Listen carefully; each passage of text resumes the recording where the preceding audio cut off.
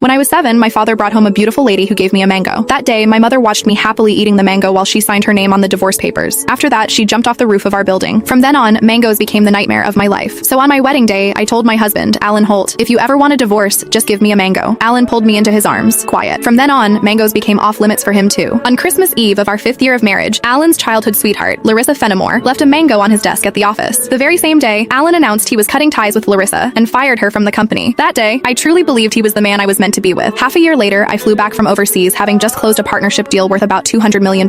At the celebration dinner, Alan handed me a drink. After I had finished half the glass, his so-called childhood sweetheart, the woman who had been kicked out of the company, stood behind me with a big grin and asked, "Does the mango juice taste good?" I stared at Alan in disbelief, and he was trying hard not to laugh. "Don't be mad. Larissa insisted I played a little joke on you. I didn't actually give you a mango. I just gave you a bottle of mango juice." But I think she's right. The fact that you don't eat mangoes is a real problem. You were really enjoying that juice just now. My face went cold. I lifted my hand and threw the rest of the mango juice in his face, then turned around and walked away. Some things are never a joke. I wouldn't kid around with mangoes or divorce. Ms. Mendez, your stomach condition flared up again because of stress and emotional triggers. If there's something you really don't like to eat, you mustn't force it down again. The next time might not just be a stomach ache. We might have to remove part of your stomach. Stay in the hospital for observation for 1 day and contact your family as soon as you can. When I heard the doctor say that, I went completely quiet. For the sake of a new project, I had been overseas for 39 straight days, working day and night, and I finally made it back in one piece. I never expected that at the celebration dinner, 1 glass of mango juice from Alan Holt would land me right in a hospital bed. Out of habit, I tapped open my pinned chat, typed 2 words, and then realized something felt off. Looking closely, I confirmed that it was Alan Holt. He had just changed his profile picture. Now it was a green mango. While I was staring blankly at the chat window, Alan's call came through. He sounded cold. "I'm already home. Where are you?" I said nothing. Any other time, I would soften my voice and act like a spoiled little girl with him. But tonight, I honestly didn't know what to say. Alan sounded annoyed. "Myra, how long are you planning to keep this up? I'm at the hospital." Alan went quiet. He had never shown much interest in my health. He would never have guessed that 1 glass of mango juice from him would send me straight to the emergency room. "Stay put at the hospital. I'm coming over right now." I didn't want to deal with him, but my body was so weak that I didn't feel like moving at all. Time dragged by. The doctor came in to check on me 3 different times, and Alan still didn't show up. Right before I went to sleep, I glanced at my phone one last time and saw Larissa Fenimore's new post on her social feed. "Every time I get hurt, my knight in shining armor shows up. I'm so lucky." The picture under it was a shot of Alan putting a bandage on her. Larissa's profile picture was a yellow mango. It was pretty, but it made me sick. Alan and I had known each other for 10 years, and he had always known exactly where my bottom line was. After so many years in business, he also knew perfectly well how to keep a proper distance from other women. But now, he kept crossing that line again and again. In that case, our marriage and the newest project I had negotiated no longer needed to exist. I had closed a $200 million